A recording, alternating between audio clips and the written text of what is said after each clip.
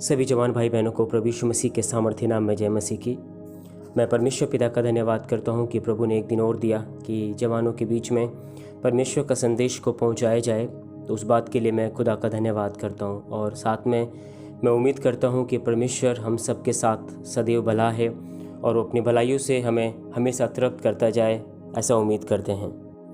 आज का जो संदेश है वो संदेश में जाने से पहले हम मत्ती की रचित सुसमाचार का 6 और उसका 26 हम जब निकालते हैं, हम एक बार पढ़ेंगे। वहाँ पे लिखा हुआ है, आसमान के पक्षियों को देखो। Praise the Lord. आज का जो संदेश का जो टॉपिक है, look at the birds in the sky. आसमान के पक्षियों को देखो। जब मैं ये बात को सोच रहा था तो मैंने इस बात को जाना कि ऐसा क्यों है कि परमेश्वर बोलता है कि आसमान के पक्षियों को देखो। परमेश्वर के लोगों, परमेश्वर में मेरे प्रभु के मैं मेरे भाइयों और बहनों, जवानों, मैं सब लोगों से निवेदन करता हूं कि क्यों ना हम कल परसों या कभी भी हम ज़रा बाहर निकलें और एक क्षण ज़रा लें, और रिक्वेस्ट है मेरी कि उन आसमान के पक्षियों को एक बार ज़रूर देखें। कहने का मतलब, आप बाहर निकलें और अपना सर को ऊपर आसमान की ओर देखें और पक्षियों को देखें। ऐसा क्यों है? परमेश्वर ने इस पूरी दुनिया को बहुत सुंदर और अद्भुत रीति से बनाया है। कितना अच्छे पहाड़ हैं, कितना अच्छा वादियां हैं, कितने अच्छे झरने हैं। It's beautiful. हम सब जगह देखते हैं, एक सुंदरता को देखते हैं, लेकिन उसकी एक रचना में हम जब देखते हैं, एक पक्षी भी उसने बनाया है, उसके द्वारा बनाया गया है। हम जब पक्षी को देखते हैं तो वे हमेशा ऊपर ही उड़ते हैं, और हमें जब देखना होता है उन पक्षियों को तो हमें क्या करना पड़ता है? अपने सर को ऊपर उठाकर आसमान की ओर देखना पड़ता है, क्योंकि पक्षी ज़मीन पे तो रहते नहीं हैं, ज़मीन पे रेंगते नहीं हैं, ज़मीन पे उनका जीवन तो निर्वाह नहीं होता है। उनके परमेश्वर ने एक मकसद से उन लोगों को बनाया और वो अपने मकसद को पूरा कर रहे हैं। अगर उनका घोंसला भी बनाया जाए तो वो क्या करते हैं? कोई पहाड़ों पे बनाता है, कोई पेड़ों पे बनाता है, कोई कहीं बनाता है। बहुत कम लोग होंगे जो इन पक्षियों को देखने के लिए सोचते होंगे या बाहर निकल के उनके माइंड में ये बात आता होगा कि आज पक्षी को हम देखें।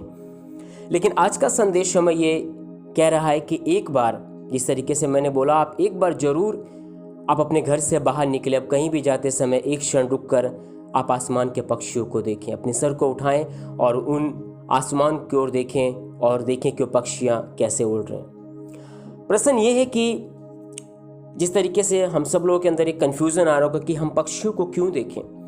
क्या देखने के लिए पक्षी बचे हमारे पास इस पूरी दुनिया में, जो कि इतनी सुंदर दुनिया है, और पूरा दुनिया मतलब कहने का मतलब कि एक एक चीज़ जो बहुत सुंदर सुंदर प्लेसेस भी हैं, बहुत सुंदर सुंदर जगह हैं, उन जगहों पे जाकर हम उस सुंदरता को देख सकते हैं। लेकिन पक्षियों को क्यों देखना है? परमेश्वर के लोगों, बाइबल में हम जब देखते हैं कि परमेश्वर ने हम लोगों को अपने स्वरूप, अपने समानता में बनाया है, और परमेश्वर का वचन हम लोगों को जब सिखाना होता है, हम लोगों को समझाना होता है मनुष्य को, तो बाइबल नीति वचन में भी लिखा हुआ कि वो मनुष्य को बोलता है, चींटियों के पास जाओ और उनसे सीखो। चींटियों के पास जाओ और उनसे सीखो। कभी कभी हम जब नए नियम में पढ़ते हैं तो उसमें यीशु मसीह गधे का एग्जाम्पल देते हैं कि यीशु मसीह को उस गधे का प्रयोजन है। हम गधे को किस काम के लिए आज के ज़माने में यूज़ करते हैं, लेकिन आप समझें कि परमेश्वर क्यों बोल रहा है। और आज जिस संदेश में आप लोगों को बताने के लिए जा रहा हूं वो पक्षी के बारे में। बाइबल कहती है कि मनुष्य को परमेश्वर ने अद्भुत रीति से बनाया, और बनाई हुई सृष्टि में सबसे सुंदर, खूबसूरत परमेश्वर ने मनुष्य को बनाया है। बाइबल बोलने से कि एक श्रोमणी है, मतलब परमेश्वर ने मनुष्य को एक बहुत मूल्यवान बनाया है, बहुत अद्भुत रीति से बनाया है। लेकिन समस्या यह है कि मनुष्य जब परमेश्वर की दृष्टि को हटकर, मतलब कहने का मतलब है कि मनुष्य जब परमेश्वर की ओर से ना देखकर, जब परमेश्वर की ओर ना देखकर, आसमान की ओर ना देखकर वो क्या करता है, जब वो संसारिक कामों में लग जाता है, तो परमेश्वर क्या करता है? उन्हें सही करने के लिए पक्षियों का उदाहरण देता है। गधों का उदाहरण देता है, क्योंकि एक मनुष्य, जिस तरीके से मैंने बताया, परमेश्वर ने हमें एक स्वरूप अपनी समानता में बनाया है। मनुष्य को पूरी दुनिया में एक उदाहरण बनने के लिए खुदा ने बनाया है कि मनुष्य एक उदाहरण बने, मनुष्य को देखकर हर चीज़ सीखी जाए। मनुष्य के वश में सब कुछ किया गया है। मनुष्य ने हर एक चीज़ों का एक्सपेरिमेंट किया और बन गया। जो कुछ आज हम देखते हैं कि दुनिया में एक एक चीज़ें हैं, कंस्ट्रक्शन देख लेते हैं, हम लोग एरोप्लेन देख लेते हैं, हम लोग शिप देखते हैं, A to Z जो भी है वो परमेश्वर ने नहीं, वो मनुष्य ने बनाया है। परमेश्वर ने उनके अंदर बुद्धि दिया, ज्ञान दिया, आइडियाज़ दिया, उन लोगों ने वो करके बनाया। लेकिन कहने का मतलब ये है कि परमेश्वर जो इतना सर्वशक्तिमान प्रभु है, आज क्यों इस संदेश के द्वारा जब मेरे मन में आया कि हम जब इतना कुछ होने के बाद परमेश्वर हमें क्यों कहता तुम आसमान के पक्षियों को देखो। सोचें, आसमान के पक्षियों को क्यों देखना? आसमान के पक्षी हमें देखना चाहिए, जानवर हमें देखना चाहिए, लेकिन परमेश्वर क्यों बोलता है? पूरी दुनिया में हम जब देखते हैं कि मनुष्य सबसे कीमती और सबसे मूल्यवान है, लेकिन आज परमेश्वर हमें एक पक्षी का एग्जाम्पल देकर हमें ये बताना चाह रहा है कि जब मनुष्य अपना मन, अपना जीवन, अपना ध्यान परमेश्वर की ओर से हटाकर सांसारिक रूप से पृथ्वी पर जब अपना मन लगाने के लिए कोशिश करता है, जब परमेश्वर से हटकर अपने ज़िंदगी को खुद जीने के लिए शुरू कर देता है, अपने विचारों में जीना शुरू कर देता है, अपनी बुद्धि में जीना शुरू कर देता है, अपना खुद के बनाए हुए स्टेटस में जीना शुरू कर देता है, तब परमेश्वर मनुष्य को एक चींटियों के पास भेजता है, एक पक्षियों के पास बोलता है कि उनसे सीख लो, गधों के पास बोलता है उनसे सीख लो। उदाहरण के लिए नए नियम में कुलिसियों की पत्री उसका 3 उसका 1 और 2 मैं पढ़ के बताता हूँ आपको। अतः जब तुम मसीह के साथ जिलाए गए तो स्वर्गीय वस्तुओं की खोज में रहो, जहाँ मसीह विद्यमान है और परमेश्वर के दाहिनी ओर बैठा है। पृथ्वी पर की नहीं परंतु स्वर्गीय वस्तुओं पर ध्यान लगाओ। Praise the Lord. ये जो संदेश है, ये जो परमेश्वर का वचन है, वो जो कह रहा है कि आसमान के पक्षियों को देखो, बोलने से हमें ये बात समझ में आना बहुत जरूरी है कि आसमान के पक्षियों को क्यों देखें। कुलिसियों के पत्री कहता है कि तुम संसारिक पृथ्वी की नहीं स्वर्गीय वस्तुओं के, मतलब हमारा ध्यान भी स्वर्ग की ओर होना चाहिए, हमारा ध्यान परमेश्वर की ओर होना चाहिए। लेकिन आज हमारी अवस्थाएं कैसी हैं? कहाँ फंस गया है, कहाँ हम फिसल गया है, कहाँ हम बंध गया है। मैं दोबारा उसी बात को मत्ती 6 उसका 26 को मैं दोबारा आपके सामने पढ़वाना चाहता हूँ, जिसमें लिखा हुआ है आसमान के पक्षियों को देखो। वे न तो बोते हैं, न काटते हैं, न खत्तों में बटोरते हैं। समझने के लिए कोशिश करें। पहला, वो आकाश में उड़ते हैं, जहाँ कोई भी मुश्किल नहीं, आसमान में कोई ट्रैफिक नहीं है, आसमान में कोई भी मुश्किल नहीं है, वहाँ पे कोई शोर शराबा नहीं है, वहाँ कोई चीखना चिल्लाना नहीं है, आसमान में कुछ भी नहीं, वो आसमान में खुल के उड़ते हैं, उनके लिए पूरा आसमान है, वो उड़ते हैं। दूसरा, वे न तो बोते हैं, कहने का मतलब उन्हें चिंता नहीं है कल क्या खाएंगे, इसीलिए आज ही हम लोग इकट्ठा करके रखें, कल के बारे में सोचते नहीं वो लोग।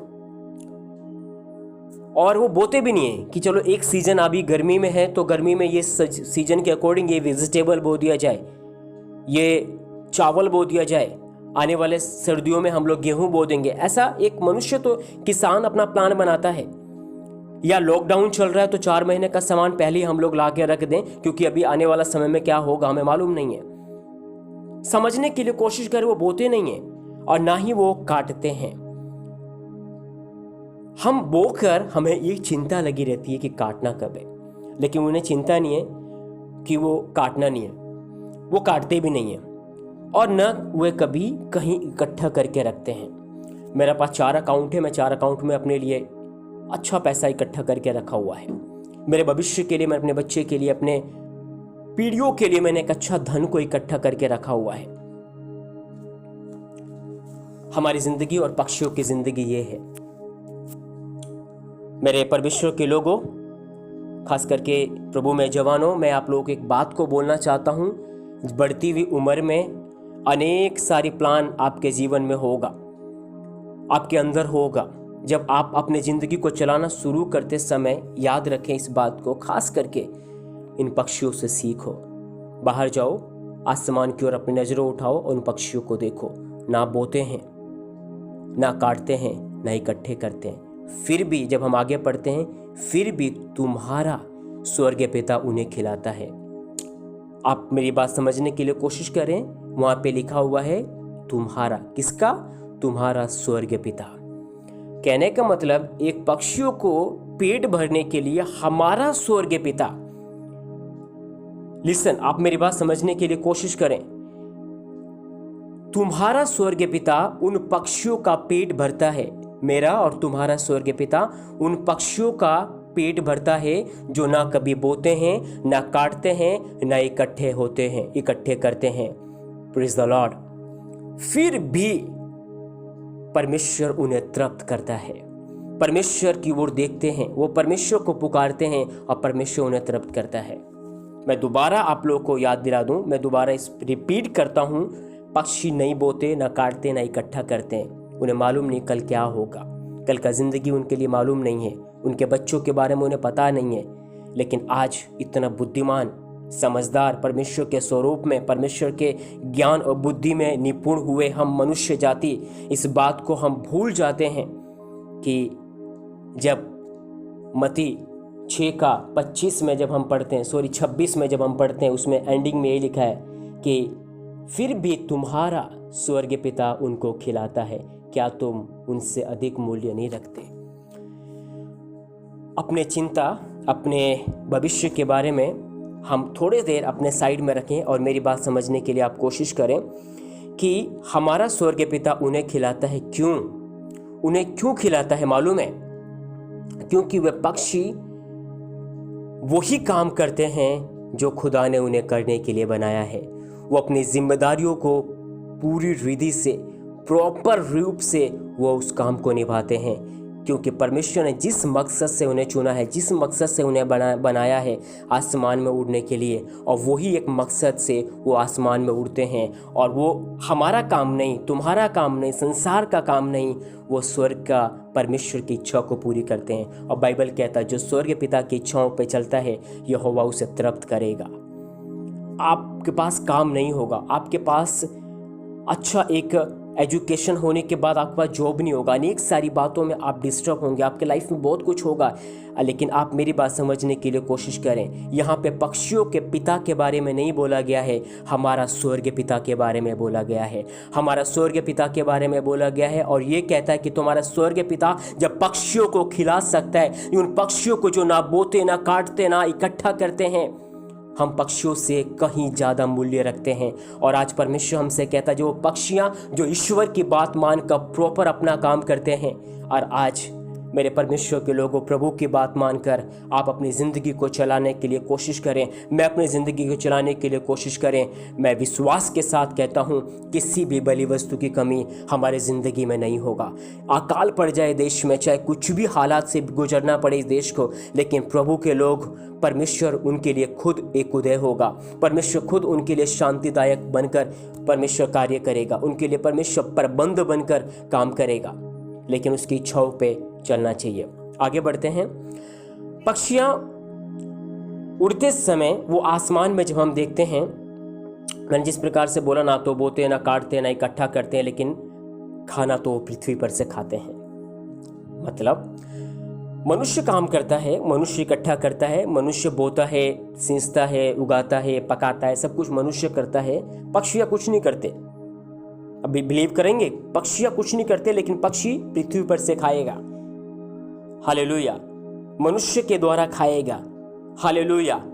मनुष्य के कार्यों के द्वारा खाएगा।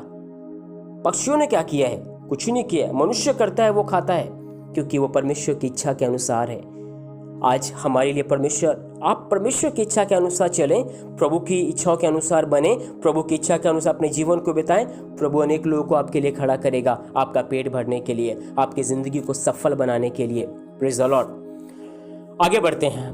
हम उसकी संतान होकर भी हम ये समझने के लिए कोशिश करें कि हमें संतुष्ट होना चाहिए। जवान लोगों के लिए मैं एक बात बोलना चाहता हूँ, अपने भविष्य की चिंता के बारे में मत सोच, मत घबरा, मत परेशान हो, डिस्टर्ब मत हो। जिस परमेश्वर ने तुझे और मुझे बनाया है इस उम्र में, वो हमारी हर एक ज़रूरतों को जानता है, कब किस समय हमें क्या मिलना है। लेकिन एक चीज़ तो याद रखो, परमेश्वर पर भरोसा रखो और मेहनत करो। आज ये कोरोना सिचुएशन में अनेक लोग अपने घरों में खाने के लिए उनके पास नहीं होगा, पैसा नहीं होगा, उनके पास नौकरी के लिए बहुत मुश्किल है ऐसे समय में। लेकिन आज परमेश्वर का वचन हमें क्या कह रहा है मालूम है? परमेश्वर का वचन जब कुलुस्सियों के पत्री में जिस प्रकार से पढ़ा, उसमें यही लिखा था कि संसार में, इस पृथ्वी पे हम चिपक गया है। हमारा ध्यान स्वर्ग में होना चाहिए था, हमारा मन स्वर्गीय वस्तुओं की खोज में होना चाहिए था। लेकिन आज हमारा ध्यान, हमारा मन मेरे परमेश्वर के लोगों कहाँ है? इस पृथ्वी की अनेक सारी चिंताओं में घिर गया है, अपने परिवार के अनेक सारी बातों में हम बिल्कुल पिस गया है, घिर गया है। हमारी जिंदगी एक समाप्त होने की कगार पे आ गई है। अनेक सारी बातों में हम परेशान हैं। सब कुछ पहले की तरह नहीं है। सब कुछ जिस तरीके से पहले हम एक दूसरों को देख सकते थे, मिल सकते थे, एक दूसरों को हम छू सकते थे, दूसरों को हम लोग प्यार कर सकते थे, दूसरों के तसल्ली दे सकते थे, आज नहीं है। आज किसी को एक फीवर होते समय, किसी को खांसी होते समय में डर रहता है, कहीं कोई प्रॉब्लम तो नहीं है। समझने के लिए कोशिश करें, सब कुछ बदल रहा है, सब कुछ बहुत जल्दी से, बहुत तेजी से सब कुछ बदल रहा है। इतना एजुकेशन होने के बाद, इतना पढ़ा लिखा होने के बाद भी आज लोगों के पास नौकरियां नहीं है। बहुत से जवान अपनी जिंदगियों के लिए जीने की उम्मीद छोड़ के बैठे हैं। बहुत से लोग सुसाइड कर रहे हैं। उनके जिंदगी में कोई शांति नहीं, कोई पीस नहीं है। अनेक सारी बातों में वो बहुत दुखी हृदय से अपनी ज़िंदगी को गुजार रहे हैं। लेकिन आज परमेश्वर के लोगों, जितने लोग आज परमेश्वर का संदेश सुन रहे हैं, आज परमेश्वर की ओर आप बाहर जाओ। मैं कहता हूँ, आज अगर आप इस समय अगर मेरे संदेश को सुन रहे हैं, आज इस शाम के समय, तो मैं आपसे रिक्वेस्ट करता हूँ, थोड़ी देर आप आसमान में जाकर अपने छत के ऊपर आसमान की ओर देखें। किसने बनाया आसमान के तारे? किसने बनाया इतना अद्भुत रीति से सब कुछ? वो बाइबल कहता है वो एक एक तारों का नाम जानता है। बाइबल कहता है हमारे सर के एक एक बाल भी गिने हुए हैं। बाइबल कहता है कि जब पक्षियां जब टहनिए पे गिरते हैं, सोते हैं रात को, आप बिलीव करो कि उनमें से परमेश्वर की इच्छा के बिना एक भी पक्षी गिर नहीं सकता नीचे। बाइबल कहता है क्या 2 पैसे में गोरैया नहीं आती हैं, लेकिन फिर भी स्वर्ग पिता की इच्छा से उनमें से एक भी नीचे नहीं गिर सकती। कारण आज परमेश्वर के लोगों, हमें ये बात समझने के लिए बहुत ज़रूरी है। आपकी ज़िंदगी में आशा मत खोएं, परेशान मत होएं। सुसाइड करने के लिए, पीस ढूंढने के लिए आज यीशु मसीह के छोड़कर आप जाएंगे, बहुत मुश्किल हो जाएगा। एक रास्ता है, एक उम्मीद है, एक शांति का रास्ता है हम सबके पास। आज परमेश्वर के भवन में आए, परमेश्वर के नज़दीक आए, जिसने मुझे और आपको बनाया है। परमेश्वर आप हमसे बहुत प्यार करता है। आज परमेश्वर के लोगों में आपको एक ऐसे व्यक्ति, एक ऐसे पक्षी का उदाहरण देकर आज का संदेश में समाप्त करने के लिए जाऊंगा। उस पक्षी को, उस कहानी को पढ़कर मैं चाहता हूं और मैं विश्वास करता हूं, आशा करता हूं कि आपके ज़िंदगी में एक परिवर्तन का कारण बनेगा। हम लोगों को एक पक्षी के बारे में मालूम है, उसका नाम ईगल, बोलने से बाज। ईगल के बारे में हम लोग जानते हैं, कोई उसे आसमान का बादशाह भी कहता है। ये सब पक्षियों में एक भिन्न पक्षी है, मतलब एक सबसे अलग पक्षी है ईगल। हम जब इसकी कहानी को पढ़ते हैं, मैं चाहता हूं कि आप लोग सर्च भी करना इस कहानी के बारे में, कि ईगल के लाइफ के बारे में। इसका लाइफ एक कमांडो की तरह ट्रेनिंग दिया जाता है, मतलब इसका ज़िंदगी है। ये एक छोटा मोटा पक्षी नहीं है, ये एक हर एक पक्षियों को, जैसे कि मैं इस ईगल्स के बारे में जब मैं आपको बताने के लिए कोशिश कर रहा हूँ, तो इसके 4 पाँव नहीं है, या एक अलग रूप में नहीं है, ये अलग ढंग से है, मतलब अलग रूप में तो है, लेकिन ये भी एक पक्षी है। हम जब इसके जीवन के बारे में पढ़ते हैं, इसकी स्पीड इतनी तेज है कि 12 किलोमीटर की डिस्टेंस ये 7 से लेकर 9-10 मिनट में ये पूरी करता है। इतना स्पीड है इसका। उसकी उम्र हम जब देखते हैं, जब हम पढ़ते हैं इसमें उसके स्टोरी के बारे में, उसके हिस्ट्री के बारे में, 70 साल की इसका लाइफ होता है। जब हम उसके जीवन को जब देखते हैं, मैंने जिस प्रकार से बताया है कि किस रीति से ये अपने बच्चों को ट्रेन करता है, किस रीति से। मैं चाहता हूँ, रिक्वेस्ट करता हूँ कि आप इसके बारे में एक स्टडी करें, इसके बारे में आप थोड़ा सा जानकारी लें, तभी आपको पता चलेगा कि ये एक बाज जो ईगल है किस रूप में ये प्रकट उसका जीवन है, और हमें बहुत कुछ इसके जीवन में सीखने को मिलेगा इसके जीवन से। उसकी उम्र 70 वर्ष की होती है, लगभग 70 वर्ष की होती है। जब 40 वर्ष का हो जाता है ये, सबसे पहले क्या करता है, वो दूर कहीं जाकर, मतलब आसमान में कहने का मतलब कि वो चट्टानों पे जाकर, बहुत दूर जाकर, इस पृथ्वी से कई कोस दूर जाकर चट्टानों में अपने घोंसलों को बनाता है।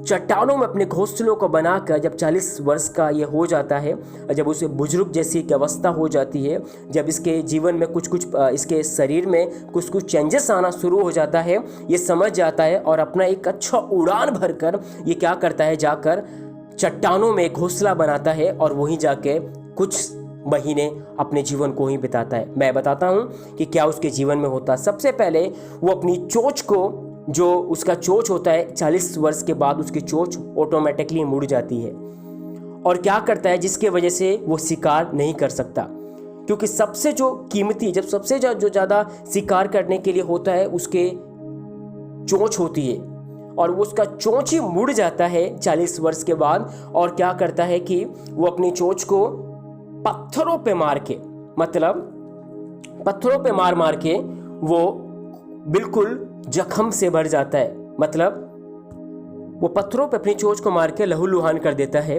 और इंतजार करता है एक नई चोंच को उगने के लिए। दूसरा, उसके पंख भी काफ़ी भारी हो जाते हैं, उसके शरीर में चिपक जाते हैं, उसके छाती पे उसे काफ़ी जगह चिपक जाते हैं, और धीरे धीरे उसके पंख निकलना शुरू हो जाते हैं, और वो फिर इंतजार करता है कि वो दोबारा उसके पंख क्या करे, उगने के लिए। उसके बाद तीसरा जो प्रक्रिया है, उसके पंजे काफ़ी मुड़ जाते हैं, क्योंकि शिकार करने के लिए सबसे ज़्यादा काम में आने वाला पंजे हैं, क्योंकि वो क्या करता है, वो जब जवानी की अवस्था में होता है, जब उसका पूरा ताकत होती है, अपने से 10 गुना ताकत वाले जानवर को या किसी भी जो उसका शिकार करता है उसे उठा सकता है ये उसी पंजे से। और वो बाद में 40 वर्ष के बाद उसके पंजे क्या हो जाते हैं, मुड़ जाते हैं, जिसके वजह से वो शिकार सही रीति से नहीं कर सकता। उसके पास इतना सब कुछ उसका प्रक्रिया लाइफ में होते समय कि उसका चोंच मुड़ना, फिर वो चोंच को पत्थरों पे मार के खून कर देता है और इंतज़ार करता है कि नई चोंच के लिए। उसके पंजे भी बिल्कुल पत्थरों पे घिसट के वो भी खून कर देता है, इंतज़ार करता है नए पंजे के लिए। उसके शरीर के सारे बाल बिल्कुल धीरे धीरे वो क्या करते हैं, अब ऑटोमेटिकली निकलना शुरू हो जाते हैं। अब बिल्कुल एक बुरी हालत, मतलब एक अलग ही एक जिंदगी इसकी हो जाती है कि एक यही वही ताकतवर पक्षी है जो इतना वजन को और आसमान में इतना उड़ने वाला, जो हम कह सकते हैं कि आसमान का बादशाह है, वो इतना पक्षियों का बादशाह हम बोल सकते हैं। उसके ऐसा ताकतवर, उसके ऐसा सामर्थ्य कोई भी पक्षी नहीं है, पक्षियों का बादशाह हम बोल सकते हैं। लेकिन अब भी इसकी हालत कैसी है, हम जब उसके जीवन में देखते हैं, उसके पास 3 रास्ते होते हैं। पहला, या तो वह अपने जीवन को पूरी रीति से बर्बाद करे, त्याग दे, और बिल्कुल मरने वाली हालत, उसके ज़िंदगी में कोई आशा ना हो, मैं मरने के लिए सोचकर अपनी ज़िंदगी को बिताए। दूसरा, या वे और पक्षियों के समान अपना जीवन को निर्वाह करे कि रखे हुए भोजन को खाए, जैसे गिद्ध खाते हैं। गिद्ध पहले से देख लेते हैं कि ज़मीन पे कोई भी जानवर मर गया है, जैसे कि कोई भैंस या कोई भी जानवर मर जाता तो गिद्ध आके वैसे खा लेते हैं। लेकिन ये गिद्ध के समान नहीं है, ये सबसे डिफरेंट पक्षी है ये। और क्या करता है कि ये उनकी तरह अपने जीवन को बिताए, दूसरा ऑप्शन। तीसरा ऑप्शन ये है जो सबसे ज़्यादा कठिन और पीड़ादायक है, वह बाज क्या करता है, वो उसी रास्ते को चुनता है जो सबसे कठिन और पीड़ादायक रास्ता है। वह बहुत ऊंचा, मैंने इसी प्रकार से बताया,